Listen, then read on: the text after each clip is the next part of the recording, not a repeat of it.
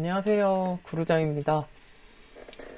네, 오늘은 2022년 1차 필기 기출문제 3과목 직업정보론 같이 시작해 보겠습니다.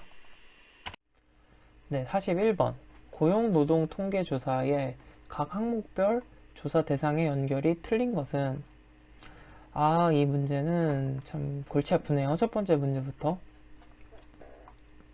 이거는 이제 그냥 문제를 통해서 문제에 나온 선택지 내용들 중심으로 공부를 하는 게 제일 이제 좋습니다. 그래서 1번은 이제 시도별 임금 및 근로시간 조사는 상용 5인 이상 사업체. 네, 이거는 이제 맞는 얘기입니다. 그래서 시도별 임금 근로시간 조사는 상용 5인 이상. 그 다음 임금 체계, 정년제, 임금 피크제 조사는 상용 1인 이상. 그리고 직종별 사업체 노동력 조사는 이제 1인 이상이 아닙니다. 직종별은 5인 이상. 그리고 지역별 사업체 노동력 조사. 지역별 사업체는 종사자 1인 이상 맞습니다. 그래서 이 보기에 나온 내용들, 선택지 내용들은 반드시 숙지를 해두시는 게 좋겠습니다. 그리고 간단하게 다시 정리를 해보면 이제 사업체 노동, 이 빨간색 표시된 부분이 이제 기출이 됐던 내용이라고 보시면 되겠습니다. 사업체 노동력 조사는 매월 실시를 하고 여기 인원이 안 적혀 있는 건 무조건 1인 이상, 그러니까 모든 사업체가 해당이 된다고 보시면 됩니다. 사업체 노동력 조사는 매월 1인 이상, 그리고 지역별 사업체 노동력 조사는 2회 실시합니다. 마찬가지 1인 이상이죠. 노동력 조사. 그리고 기업체 노동비용은 연 1회 조사하는데 상용 근로자 10인 이상 기업에 대해서 연 1회 노동비용. 그리고 직종별 사업체 노동력. 직종별은 마찬가지 연 2회. 지역별도 연 2회였죠. 직종별도 노동력 조사 연 2회. 상용 근로자 5인 이상이에요. 직종별 사업체 노동력은. 그리고 고용 형태별 근로실태 조사는 임금 근로자 1인 이상 특수고용직 포함이죠. 그러면 이제 근로실태 조사는 특수고용직이 보통 이제 개인 1인이잖아요. 그러니까 1인 이상이라고 이해를 하시면 될 것 같습니다. 특수고용직이 이제 어떤 직이죠? 네, 그 근로자랑 똑같이 일을 하는데 계약 자체가 이제 업무 위탁 계약이거나 또는 도급 계약을 맺는 경우가 특수고용직입니다. 방문 판매, 방문 교사, 학습지 방문 교사 있죠. 그리고 택배 기사, 화물차 운전 기사 등이 해당이 됩니다. 그리고 시도별로 임금 및 근로시간 조사는 연 1회 실시를 하고 상용 근로자 5인 이상 사업체에 대해 해당이 됩니다. 네, 그래서 이 정도는 이게 몇 번 읽어보시면서 익숙해지시고 암기를 할 수 있으면 더 좋겠죠. 네, 그래서 이렇게 간단히 정리를 해봤습니다. 네, 넘어갈게요.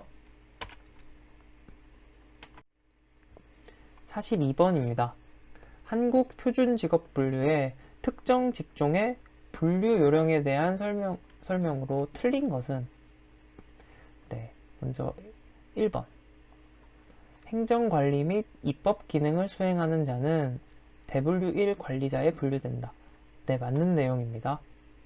2번 자영업주 및 고용주는 수행되는 일의 형태나 직무 내용에 따라 정의된 개념이다. 이거는 좀 이상하죠.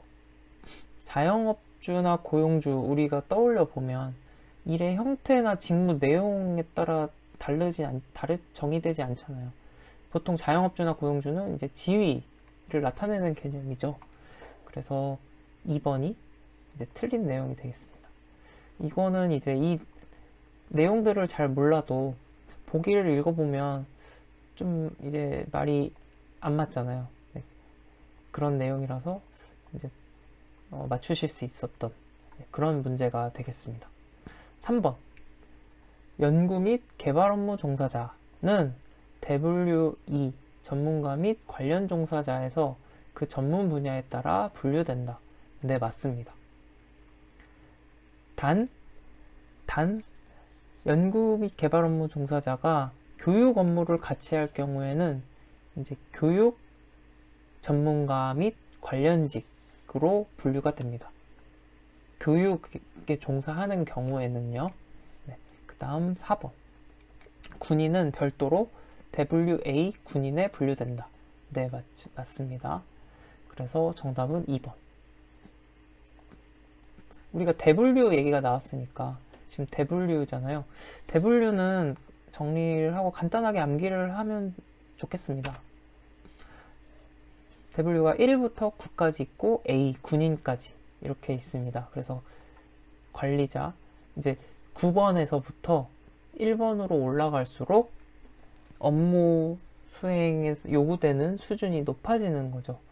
그래서 1번부터 살펴보면 관리자, 전문가 및 관련 종사자, 사무 종사자, 서비스 종사자, 판매 종사자, 농립어업 숙련 종사자, 기능원 및 관련 기능, 장치 기계 조작 및 조립, 그 다음 단순 노무, 네, 그리고 군인은 별도로 A로 분류가 됩니다. 그래서 암기를 해두시면 좀 편해요. 직업 분류죠. 직업, 관전사서, 판농기장, 단군, 관전사서, 판농기장, 단군, 관전사서, 관리자, 전문가 및 관련 종사자, 사무 종사자, 서비스, 그 다음에 판매, 농림어업, 기능원, 장치기계, 그 다음에 단순노무, 군인. 이렇게 한 두세 번 읽어보면 이제 정리가 되실 거예요. 그래서 암기를 하시면 좋겠습니다. 그래서 W는 이렇게 간단히 정리를 해봤고, 특정 직종 분류 요령, 이 문제에 나온 내용들 좀 다시 한번 좀 보충해서 정리를 해볼게요. 자, 보면 특정 직종의 분류 요령, 또 이제 강의 노트 보시고 완마 이거 또 뭐 이렇게 많아 이렇게 하실 수 있는데 전혀 많지 않습니다. 우리가 문제에서 봤던 내용 빼면은 나머지 내용은 이제 그냥 우리가 합리적으로 상식적으로 이해할 수 있는 내용들이에요. 그래서 이제 문제 우리 풀이 공부한 거에다가 약간만 살을 더 붙여서 공부를 하는 거니까 네, 전혀 부담 갖지 마시고 네, 차근차근 읽어보면은 이제 같이 읽어보면 다 이해가 되는 내용입니다. 그래서 조금 살을 붙여서 더 제가 정리를 했습니다. 같이 한번 살펴볼게요. 특정 직종의 분류 요령. 1. 행정관리 및 입법적 기능 수행 업무 종사자는 W1 관리자로 분류를 합니다. 네, 딱 봐도 행정관리니까 그리고 입법적 기능 이거는 W1 관리자로 분류를 합니다. 만약에 이 업무 행정관리 입법기능 수행 업무 종사자가 현업을 겸하는 경우에는 관리 감독 직무에 80% 이상 종사해야 관리자로 이제 분류를 하게 됩니다. 그 다음 자영업주 및 고용주의 직종은 우리 방금 문제에서 본 내용이네요. 일의 형태나 직무 내용에 따른 정의가 아니죠. 네. 자영업주는 직무 내용과 상관없이 자영업주는 자영업주잖아요. 네. 그러니까 직무 내용에 따른 정의가 아니라 고용 형태 또는 종사상 지위에 따라 정의된 개념입니다. 고용 형태죠. 자영업, 네. 종사상 지위, 사장이죠. 자영업주, 고용주. 네. 그리고 소규모 상점 경영자는 예외로 합니다. 왜냐하면 별도로 신설됐거든요.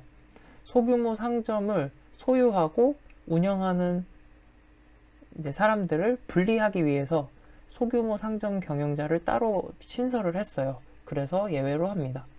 네. 그래서 소규모 상점 경영자는 자영업주 및 고용주가 아닙니다.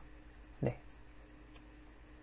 그 다음에 감독 직종, 반장 등과 같이 주로 수행된 일에 전문 기술적인 통제 업무를 수행하는 감독자는 그 감독되는 근로자와 동일 직종으로 분류한다.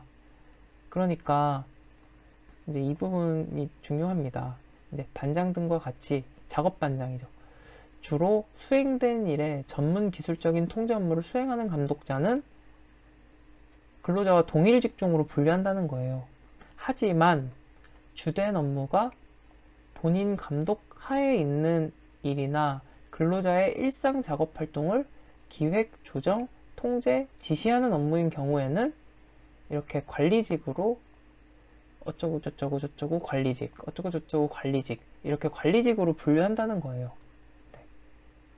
이해가 되셨으면 좋겠네요. 네. 그래서 이 빨간 글씨 돼 있는 부분은 출제가 되었던 부분입니다. 실제로 예전에. 그래서 이렇게 정리를 하고, 마찬가지 소규모 상점 일선 관리 종사원은 예외로 합니다. 네. 이것도 신설됐거든요. 단일 매장 내에 인력을 지휘하고 판매, 관리 업무 전반을 일선 관리하는 업무 해서 소규모 상점 일선 관리 종사원 이렇게 만들었기 때문에 예외로 둡니다. 그 다음 연구개발 직종에서 우리 방금 보기에서 봤죠? 대분류2 전문가 및 종사자 대분류에서 그 전문 분야에 따라 분류를 합니다. 연구개발 직종은 단 연구자가 교육에 종사하면 교육 전문가 및 관련직으로 분류합니다. 네, 말씀드렸었죠. 그리고 군인 직종은 WA로 분류한다. 우리 방금 살펴본 내용입니다. 그 다음에 나머지는 이제 쉬운 내용이에요. 읽으면 이해가 되는 내용입니다. 자, 기능원하고 기기조작원을 어떻게 구분하느냐? 직무 능력을 가지고 이제 구분을 하는 거예요. 기능원은 수행하는 일의 순서, 특성, 최종 제품의 용도랑 이제 관련이 있고, 기계조작원은 장치, 기계, 장비 조작하는 거죠. 기계 및 장비의 사용 방법, 기계 결함 시 대체하는 방법, 제품 명세서나 제조 기법, 변경 시 적용 능력, 이런 것과 관련이 된 게 기계 조작원이다. 그 다음 아동 돌봄 관련해서도 직능 수준에 따라 구분이 돼요. 유치원 교사, 보육교사랑 이제 보육 관련 시설 서비스 종사원은 아예 대분류 자체가 다릅니다. 유치원 교사, 보육교사는 전문가로 속해요.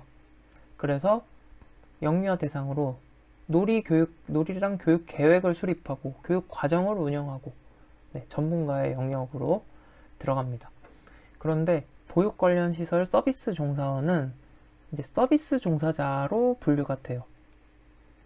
그래서 서비스 종사자 대분류의 하위 직업으로 들어 있습니다. 그래서 기초 생활을 돕는 거예요. 영유아 보호하고 씻고 먹고 입히는 것, 네, 그런 것을 이제 도와주는 업무 해당이 됩니다. 그리고 음식 조리 관련해서도 주방장, 조리사, 주방보조원, 패스트푸드 준비원 이렇게 구분이 되는데, 주방장은 전문가로 속하겠죠. 그리고 조리사는 서비스 종사자에 속합니다. 그리고 패스트푸드 준비원, 주방보조원은 단순노무 종사자. 그래서 단순노무 종사자 특별한 자격이 요구되지 않아요. 교육훈련 및 경험에서 이제 조리사와 구별이 되죠. 조리사는 좀 교육훈련이 된, 그래서 생산에 초점이 맞춰져 있어요. 음식을 정해진 대로 조리하고 주방장의 관리 감독을 받고, 네, 그래서 만들어내는 것에 초점이 맞춰져 있고, 주방장은 이제 전반적인 책임, 개발, 조리법을 만들고 음식점을 경영하고, 네, 이런 것과 관련이 되어 있습니다. 그래서 이게 이제 구분이 되는 내용, 한번 읽으면 이해가 되는 내용이라서, 네, 한꺼번에 같이 정리를 해봤습니다. 그래서 복습할 때 또 한번 읽어보시면 이 내용은 충분히 정리가 되실 것 같습니다. 네, 그러면 다음 문제로 넘어가겠습니다. 네, 43번입니다. 직업 정보에 대한 설명으로 틀린 것은 1번. 직업 정보는 경험이 부족한 내담자들에게 다양한 직업을 접할 기회를 제공한다. 네, 맞는 얘기죠. 2번. 직업 정보는 수집, 체계화, 분석, 가공, 제공, 축적, 평가 단계를 거쳐 처리된다. 직업정보 수집 처리 단계, 직업정보 처리 단계는 이제 우리 같이 공부를 할 텐데, 수분 가공 재축평, 수분 가공 체계 재축평입니다. 네, 직업정보는 촉촉하거든요. 그래서 수분 가공 체계 재축평입니다. 수집, 분석, 가공이죠. 체계화, 제공, 축적, 평가, 수분 가공 체계 재축평. 그래서 직업정보는 촉촉하다. 기억하시면 되겠습니다. 그래서 2번이 이제 수집 다음 분석이죠. 틀린 내용입니다. 정답은 2번입니다. 3번. 직업정보를 수집할 때는 항상 최신의 자료인지 확인해야 한다. 네, 최신의 자료인지 확인해야 되죠. 4번. 동일한 정보라 할지라도 다각적인 분석을 시도하여 해석을 풍부하게 한다. 네, 맞는 얘기입니다. 그래서 정답은 2번. 그리고 직업정보 처리 단계는 간단히 살펴보면 수분 가공 재축평, 수분 가공 체계 재축평. 네, 이렇게 암기를 하시면 되겠습니다. 그래서 이 각각의 내용들은 이제 여러분들 읽어보시고 네, 정리를 하시면 되겠습니다. 여기 내용 네, 복습하면서 네, 잘 정리하시기 바랍니다. 다음 넘어갈게요. 44번. 민간 직업 정보의 일반적인 특징과 가장 거리가 먼 것은? 민간 직업 정보와 공공 직업 정보 비교하는 문제에 아주 자주 출제되는 내용입니다. 네, 이게 빠졌는데 별 5개 넣으시면 되겠습니다. 네, 별 5개 넣고 비교를 해보겠습니다. 먼저 공공 직업 정보는 목적이 공공이잖아요. 공익의 목적이에요. 그렇기 때문에 우선은 무료죠. 우선 무료고, 공공직업, 공익을 위한 직업 정보이기 때문에 소외되는 것이 없어야 돼요. 모든 영역에 대해서 조사를 합니다. 전반적 포괄적인 조사 범위입니다. 그리고 이제 공공 직업 정보, 공익을 목적으로 공공에서 만들어지기 때문에 분류 자체가 객관적이고 보편적이어야 됩니다. 네. 그래야 이제 누구나 활용할 수 있고, 누구나 이제 받아들일 수 있고, 납득할 수 있고, 네.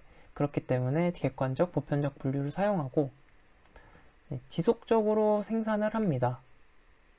지속적으로 생산하는 것이 공공 직업 정보. 그래서 객관적, 보편적 분류를 사용하기 때문에 관련 직업 정보 간에 비교하고 활용을 하기가 용이하겠지요. 네. 그래서 범용성이 있습니다. 공공 직업 정보에 대한 이야기고, 반면에 민간 직업 정보를 살펴보면 민간 직업 정보는 유료겠죠. 네. 이익을 위해서 만드는 정보이기 때문에 그래서 한시적으로 필요할 때만 만드는 것이 특징입니다.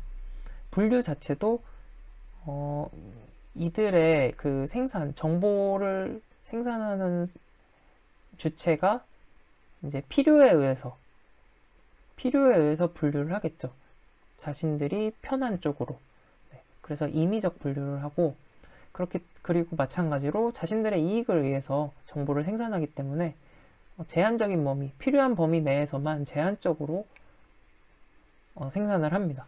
그렇기 때문에 임의적으로 분류를 하기 때문에 비교 활용이 어렵습니다. 네. 그래서 공공직업정보와 민간직업정보 비교한 내용이었습니다. 그러면 문제로 돌아와서 민간직업정보의 일반적인 특징, 네, 한시적으로 수집 가공되죠. 그리고 객관적인 기준을 가지고 제공하는 것. 2번은 뭐에 대한 설명이죠? 2번은 공공직업정보에 관한 설명이 되겠습니다. 3번. 직업정보 제공자의 특정한 목적에 따라, 네, 즉 임의적으로 분류한다는 얘기죠. 4번. 통상적으로 직업정보를 유료로 제공한다. 네, 민간직업정보의 특징이었습니다. 그래서 이렇게 정리를 해 두시기 바랍니다. 별 5개 넘어갈게요. 45번입니다.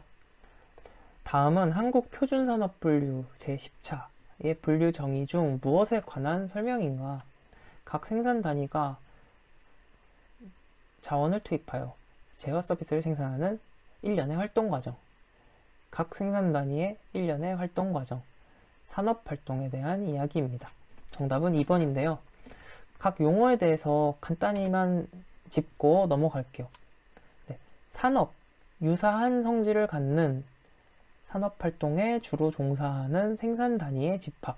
네, 그래서 유사한 생산단위의 집합. 산업활동. 각 생산단위가 노동, 자본, 원료 등을 투입하여 재화 또는 서비스를 생산, 제공하는 일련의 활동 과정. 위에서 본 내용이죠. 그래서 각 생산단위의 일련의 활동 과정. 산업활동. 그리고 산업분류. 생산단위가 주로 수행하는 산업활동을 분류 기준과 원칙에 맞춰 그 유사성에 따라 체계적으로 유형화한 것. 네, 분류 체계니까요. 산업분류 체계잖아요. 그러니까 유형화한 것. 이렇게 기억을 하시면 문제 나오면 이제 맞추실 수 있을 거예요. 네, 간단히 정리하고 이제 넘어갈게요. 46번. 국가직무능력표준 NCS에 관한 설명으로 틀린 것은 NCS 1번. 산업 현장에서 직무를 수행하기 위해 요구되는 지식, 기술, 태도 등의 내용을 국가가 표준화한 것이다. 네, 맞는 얘기입니다. 그래서 이제 선택지를 통해서 이제 특히 직업정보론과 노동관계 법규는 특히 선택지를 공부하는 게 굉장히 중요합니다. 그래서 문제를 통해서 공부하는 게 굉장히 중요해요. 거기 이제 문제 내용을 확실히 이해, 암기하고 거기에서 플러스 알파로 조금 더 보완해서 조금 더 확장해서 공부하는 것이 이제 가장 좀 효과적인 학습이라고 할 수 있습니다. 왜냐하면 범위가 크거든요. 범위가 넓기 때문에 다 공부한다는 생각으로 접근을 하면 이게 오히려 좀 효율적이지 못할 수가 있습니다. 네, 그래서 선택지 반드시 이제 잘 확인하고 이제 암기를 하시기 바랍니다. 네, 다시 돌아와서 2번. 한국 고용직업분류 등을 참고하여 분류하였으며 대분류, 중분류, 소분류, 세분류 등 순으로 구성되어 있다. 네, 그렇습니다. 대중, 소, 세분류. 3번. 능력 단위는 NCS 분류의 하위 단위로서 능력 단위 요소, 직업 기초 능력으로 구성되어 있다. 네, 맞습니다. 능력 단위는 NCS 분류의 하위 단위로서 능력 단위 요소, 직업 기초 능력으로 구성이 되어 있습니다. 4번. 직무는 NCS 분류의 중분류를 의미하고 원칙상 중분류 단위에서 표준이 개발된다. 네. 직무는 중분류가 아니고 소분류, 세분류를 의미합니다. 그래서 세분류 단위에서 표준이 개발이 됩니다. 그래서 정답은 4번이 되겠고요. NCS에 대해서 간단하게 정리를 해보겠습니다. 국가 직무능력 표준. 산업 현장에서 직무를 수행하기 위해 요구되는 지식, 기술, 태도 등의 내용을 국가가 표준화한 것. 그러니까 직무의 내용을 국가가 표준화한 것이다. 라는 것이죠. 그리고 한국 고용직업분류를 중심으로 표준직업분류, 표준산업분류 등을 참고했다. 그러니까 고용직업분류, 표준직업분류, 표준산업분류를 참고해서 분류했다. 그리고 대중소세 분류로 구성이 되어 있습니다. 대중소 세분류. 그래서 세분류가 직무는 이제 세분류를 의미하고 거기에서 또 하위 단계로 더 내려가면 능력 단위가 있다. 네. 이렇게 정리를 하시면 되겠습니다. 그래서 능력 단위라고 하면 능력 단위 분류 번호, 능력 단위 명칭, 능력 단위 정의, 능력 단위 요소, 수행 준거, 지식 기술 태도, 이제 이런 것들이 이제 능력 단위에 해당이 되고, 또 수준 체계. 수준 체계는 1수준부터 8수준까지 있는데 1수준이 이제 단순 반복 과업 수행, 8수준은 최고도 숙련, 책임, 권한이 있는 직무 수행을 의미합니다. 그래서 1수준이 낮다, 8수준이 좀 고도 높다, 이렇게 생각을 하시면 되겠습니다. 그래서 국가직무능력 표준 간단하게 살펴봤습니다. 넘어갈게요. 47번. 한국표준산업분류의 적용 원칙으로 틀린 것은 1번. 생산 단위는 산출물뿐만 아니라 투입물과 생산공정 등을 함께 고려해서 가장 정확하게 설명된 항목에 분류되어야 한다. 맞는 이야기입니다. 2번. 산업활동이 결합되어 있는 경우에는 어떻게 할까요? 네, 주된 활동에 따라서 분류해야 합니다. 3번. 수수료 또는 계약에 의하여 수행하는 단위는 자기 책임 하에서 하는 거랑 똑같이 그 항목에 분류해야 한다 그랬죠. 그리고 4번. 공식적 생산물과 비공식적 생산물, 합법적 생산물과 불법적 생산물을 달리 분류해야 한다. 달리 분류할 수가 없죠. 네, 달리 분류할 수가 없습니다. 네, 그래서 4번이 틀린 내용. 자, 다시 한번 정리를 해볼게요. 중요한 내용, 자주 출제되는 내용이기 때문에 거의 매번 나온다고 볼 수 있습니다.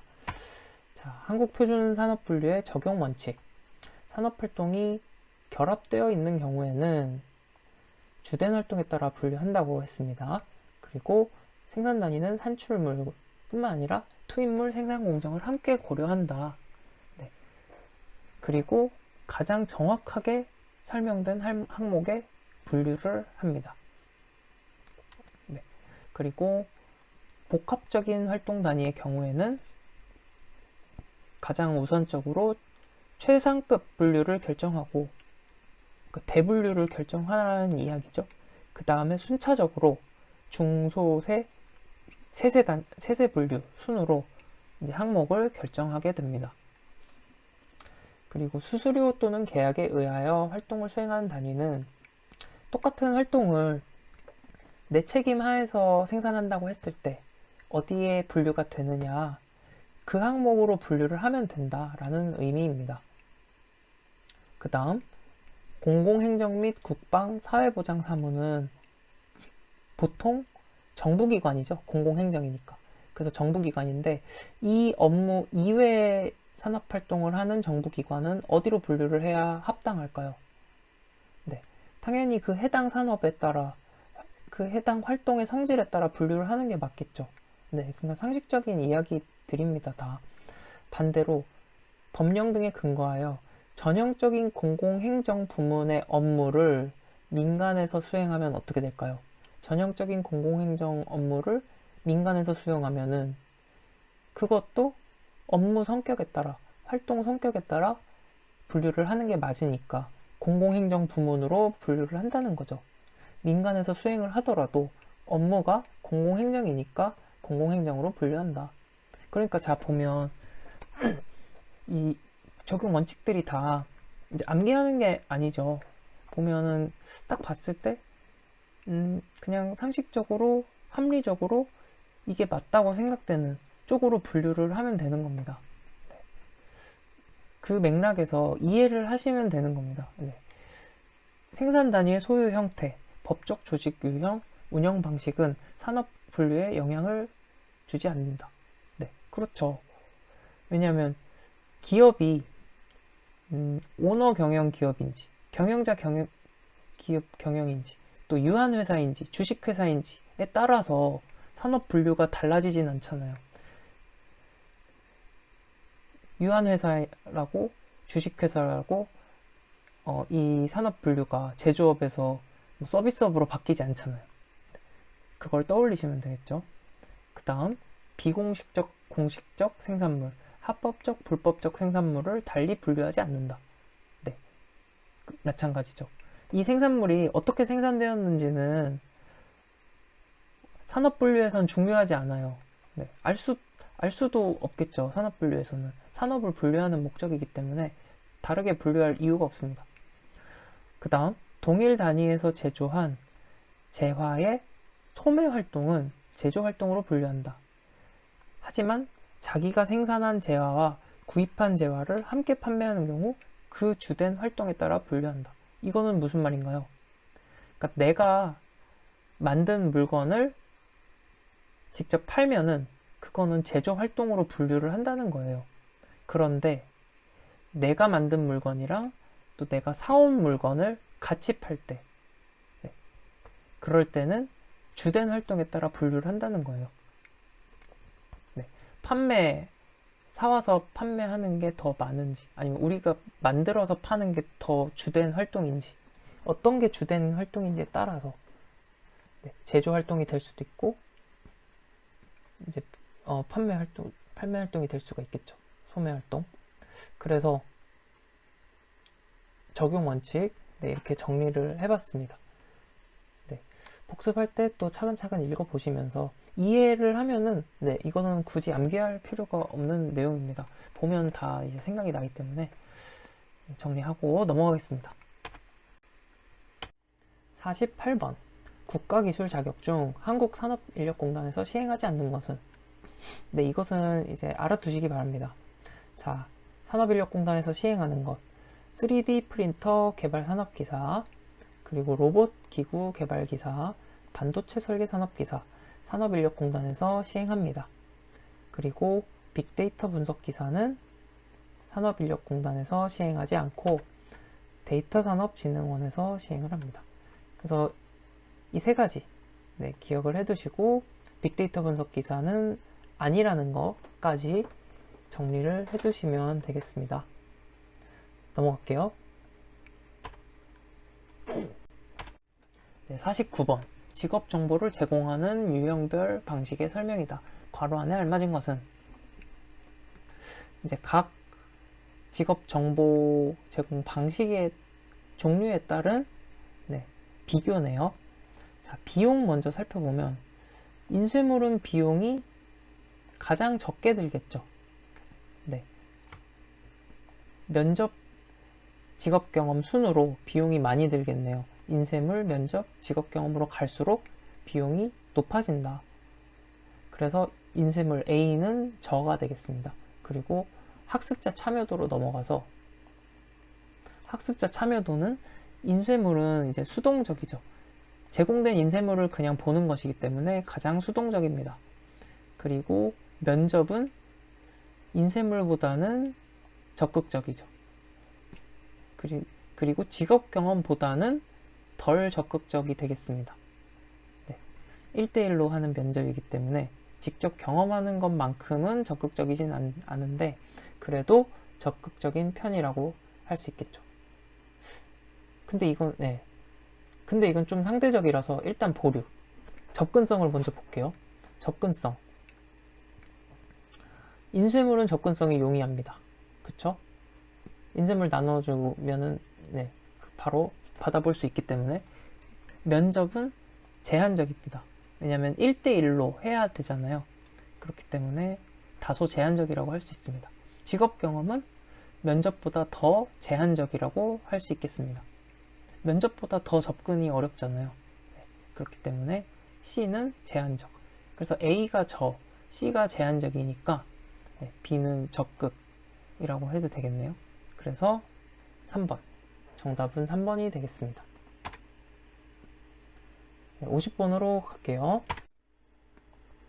경제활동 인구 조사의 주요 산식으로 틀린 것은? 1번. 잠재 경제활동 인구는 잠재 취업 가능자와 잠재 구직자의 합이다. 맞는 이야기입니다. 잠재 취업 가능자가 무엇이냐? 이제 취업 가능자는 취업이 가능한 사람이라는 의미잖아요. 근데 잠재가 붙으면 반대로 생각하시면 돼요. 실제로는 취업이 불가능한 사람. 잠재적으로 가능한 거니까 취업 불가능한 사람으로 이해하시면 되겠습니다. 구직자도 마찬가지. 구직자인데 잠재 구직자잖아요. 그러니까 구직을 안 하는 사람이다 라고 이해하시면 가장 쉽게 이해가 되는 것 같아요. 그래서 이런 의미를 기억을 하시면서 내용을 살펴보면 둘 다 비경제 활동 인구입니다. 잠재 취업 가능자, 잠재 구직자. 그런데 비경제 활동 인구 중에 구직 활동을 했어요. 지난 4주간. 그런데 일을 할 수 없었던 거죠. 취업이 불가능했던 자. 취업 불가능자라 그랬잖아요. 취업을 할 수 없었던 자. 개인적인 사정으로 지난주에 뭔가 급한 사정이 생겨서 일을 할 수가 없었던 그런 경우가 있을 수 있겠죠. 네, 그런 경우 이제 잠재 취업 가능자, 취업이 불가능했기 때문에. 네, 그리고 잠재 구직자는 말 그대로 구직 활동을 안 한 사람이에요. 네, 구직 활동을 안 했지만 취업을 희망했고 취업이 가능했던 사람입니다. 네, 그래서 잠재 구직자 이렇게 정리를 했습니다. 그래서 잠재 취업 가능자와 잠재 구직자의 합은 잠재 경제활동 인구다. 네, 기억을 해두시기 바랍니다. 그리고 2번으로 넘어가서 경제활동 참가율은 그리고 고용률, 실업률 다 이 그림을 통해서 이해를 하면은 쉬울 것 같아요. 먼저 생산 가능 인구는 만 15세 이상 인구를 의미합니다. 생산 가능 인구는 경제활동 인구와 비경제활동 인구로 분류가 되고, 비경제활동 인구는 다음과 같은 사람들이에요. 주부, 학생, 진학준비자, 연로자, 심신장애자, 구직단념자, 취업준비생, 고시생, 공시생, 경제활동을 하고 있지 않은 사람들 의미하고요. 경제활동 인구는 경제활동을 하고 있는 사람을 의미하죠. 그래서 취업자와 실업자로 분류가 됩니다. 실업자도 경제활동 인구죠. 구직기간 4주를 기준으로 하는 겁니다. 그렇기 때문에 구직기간 4주 기준으로 실업자. 그리고 취업자는 1시간 이상 일을 하면, 주당 1시간 이상 일하면 다 취업자로 분류가 됩니다. 그리고 가족 일을 돕는 사람 있잖아요, 무급으로. 그런 경우에도 18시간 이상 일을 하면은 취업자로 분류가 됩니다.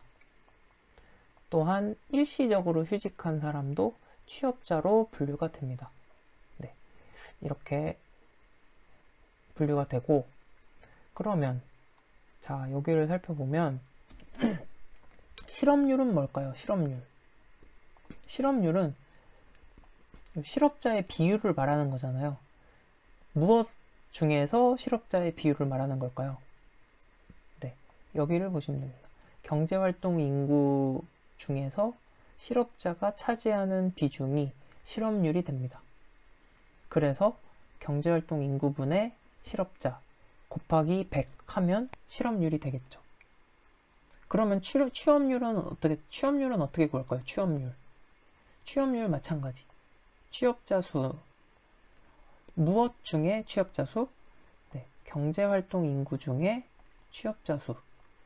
그래서 경제활동 인구분의 취업자 수 곱하기 100을 하면 취업률이 됩니다. 그래서 취업률, 실업률은 여기 경제활동 인구에서 이제 비율을 구하는 것이고요. 그 다음 고용률이 있습니다. 고용률을 기억을 해두시면 되겠습니다. 고용률은 이제 취업이 된 사람을 대상을 해야겠죠. 그래서 취업자 수인데 생산 가능 인구 중에서 취업자 수의 비율을 말합니다. 생산 가능 인구 중에서 취업자 수가 차지하는 비중, 그게 고용률이에요.